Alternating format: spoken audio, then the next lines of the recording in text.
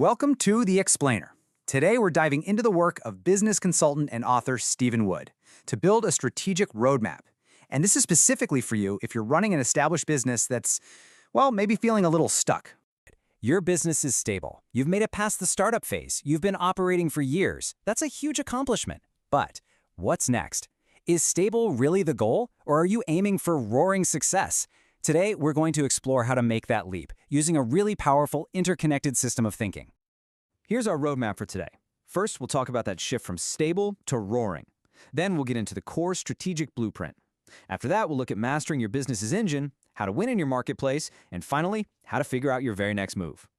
You know, it's a story I see all the time. A business does well, it grows, and then it just flatlines. It hits a plateau. And why does this happen? Usually, it's because the leaders are so busy working in the business, dealing with day-to-day stuff, they completely forget to work on the business, with a real career strategy. And what's really interesting is that when you look at dozens of companies, you find the biggest hurdles aren't the operational nitty-gritty. It's not about the small stuff. The real challenges are outward-facing.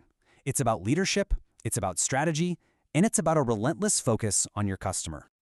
So, to tackle those big picture challenges, you can't just wing it. You need a central framework, a blueprint for growth that holds everything together. So let's dig into what that looks like.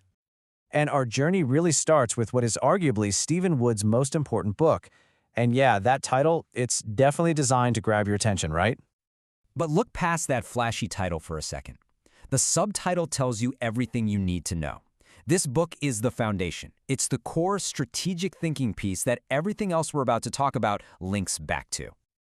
And at the very heart of that book is this model, the Roaring Success Strategic Thinking and Business Planning Model. I want you to think of this like the hub of a wheel. It's the solid center. Every other tool, every tactic, they're all spokes that have to connect back to this strategic hub.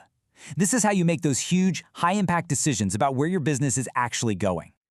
Okay, so a strategy is great, but a strategy without an engine powerful enough to execute it is, well, it's just a piece of paper. That's where the book The 4 Aces comes into play. This is all about building the internal horsepower you need to bring that vision to life. So, The 4 Aces argues that you have to master these 4 key hands. First, customers. You've got to be amazing at finding, winning, and keeping the right ones. Second, delivery. Fulfilling what they want and creating real value. Third, process. Making sure how you do things is always getting faster, simpler, and better. And finally, intellectual property. Creating new, valuable ways of doing things that your competitors can't easily copy. If you neglect even one of these, your whole business is at a huge disadvantage. And this quote really sums it all up. When we help customers achieve what they want, then we are adding value to them, and we can be paid. It's so simple, right? But it's profound.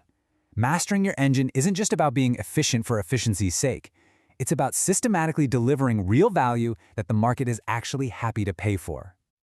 Okay, so your internal engine is tuned up and roaring to go. Now, the focus has to shift outward, to the marketplace. How do you actually stand out and win? The book, Dominating Your Niche, points out this critical shift in communication.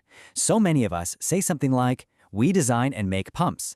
And honestly, your customer doesn't really care. The shift is to stop talking about what you do and start talking about what's in it for them. That's what captures their interest and starts a real conversation. And see, dominating a niche isn't just about being the biggest player. It's about being the leader, the one who innovates, the one who makes life ridiculously easy for the customer, the one who builds those powerful long-term relationships. It's about becoming the go-to expert that everyone turns to. And once you've carved out that unique position, that's where the money tree comes in. It provides the actual techniques you need to accelerate sales and make sure that all that value you're creating translates directly into revenue. All right, so you've got the strategic hub and all these tactical spokes. You've got the whole toolkit. But the key question now is, where do you focus first? Where do you even begin? Well, let's use this as a quick self-assessment tool. Just look at this chart and be honest. Which one of these pains feels the most real to you right now? If you've got no clear direction, you start with how to make more money than you know how to spend. If your operations are a mess and projects are chaotic, you grab the 4 Aces. If sales have stalled, you need Dominating Your Niche. This is all about applying the right tool for the job. But here's the thing to remember. No matter which tool you choose first, the real magic isn't just in the idea, it's in the consistent action. It's what you do day in and day out that builds momentum and creates true value for you, for your employees, and for all your stakeholders. So let's just take a moment to reflect on that. Based on everything we've just covered, what is the one area in your business that needs your attention right now? What's your gut telling you? Whatever just popped into your head, that's your starting point. That is your first step to creating your own roaring success.